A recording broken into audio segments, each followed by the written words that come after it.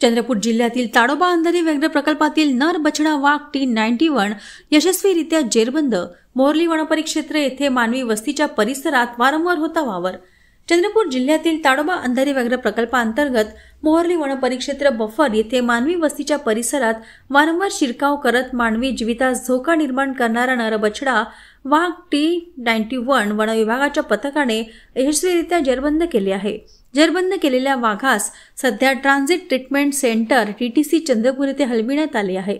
24 September 2025 रोजी Moharli buffer परिक्षेत्रातील नियत क्षेत्रानजीक शेतकाम करत असताना अमोल बबन नन्नावरे वय वर्ष 37 राहणार भामडेळी यांचा सदर वाघाच्या हल्ल्यात मृत्यू झाला होता.